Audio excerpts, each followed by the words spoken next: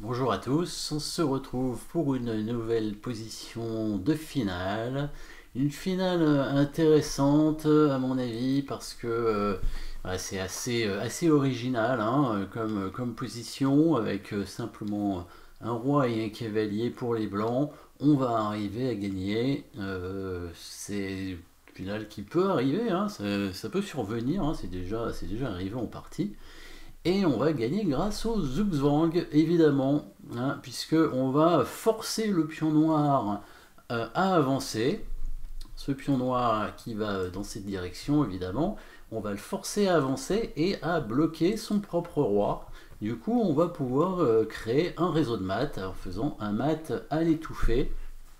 Donc ici, on va mater en quelques coups avec les blancs en faisant des manœuvres de cavalier mais aussi de roi. Le but sera donc de bloquer le roi noir et de le mater après. Alors attention, hein, parce que il faut forcer évidemment l'adversaire à jouer les coups qu'on veut, bien sûr. Donc ici, par exemple, il faut absolument le forcer à avancer son pion, sinon le roi noir ne sera pas bloqué, hein, le pion sera trop loin.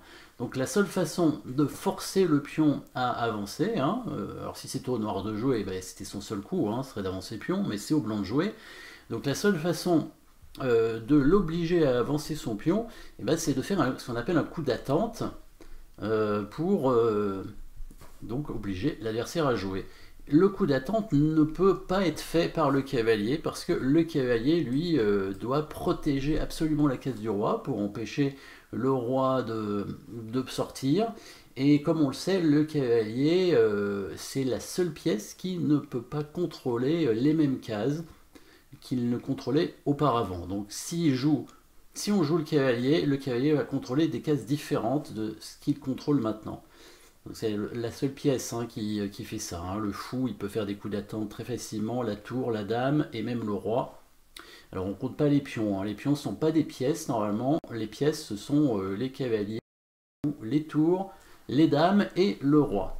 Le roi, par contre, lui, peut faire un coup d'attente tout en protégeant les deux cases du roi noir. Donc il va faire un coup, il va jouer le coup roi C1, voilà, hein, pour obliger du coup le pion noir à avancer. Maintenant, on oblige les noirs à jouer un coup, donc il est en zugzwang, il avance le pion, il n'a pas le choix, c'est son seul coup légal.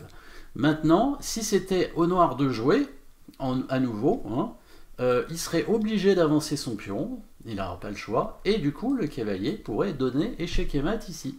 Sauf que c'est au blanc de jouer, et oui. Et donc ici, là, on peut pas passer, hein, on ne peut pas faire de coup d'attente qui ne va pas euh, garder la position telle que. Cette fois, si on fait un coup d'attente avec le roi, on va bloquer la case du cavalier, donc on ne pourra pas faire mat. Et si on fait pas mat, le roi noir va être patte par contre, hein, et là c'est embêtant.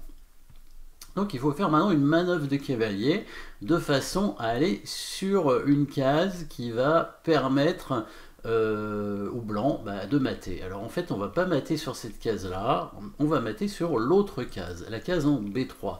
Mais le cavalier évidemment on ne contrôle pas cette case, mais on va y aller avec le cavalier et on va contrôler cette case, ne serait-ce que pour empêcher le roi de sortir parce que le cavalier blanc va devoir faire échec, hein, coup forcé maintenant. Il n'y a pas le choix, hein, parce que les autres coups sont pas bons, hein, puisque le coup droit en C2 ne serait pas bon, étant donné qu'il pousse le pion, et là, on peut rien faire, hein, il va être patte. Si on veut éviter le patte, le roi noir va s'enfuir, et on ne pourra jamais le mater. Donc le cavalier, s'il bouge, c'est pareil, hein, ailleurs qu'en C2, évidemment. S'il bouge par exemple en D5, le pion avance, et là c'est pareil, il est patte, hein, le cavalier ne peut plus donner échec. Donc on donne échec tout de suite pour obliger le roi à bouger. Donc le roi est obligé d'aller là, mais attention, maintenant il faut absolument l'empêcher de sortir. Hein. Sinon on ne va pas réussir à le mater. Donc il faut contrôler cette case, il n'y a qu'une case avec le cavalier, c'est donc venir ici pour empêcher la sortie du roi noir. On y va tout de suite, le roi noir est obligé de revenir, coup forcé. Hein. Donc l'avantage ici ce sont. Alors, à la différence des combinaisons, les coups forcés sont un petit peu différents.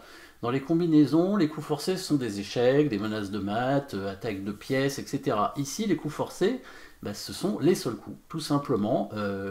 En finale, hein, on peut mettre l'adversaire en zugzwang parce que il est obligé de jouer un coup.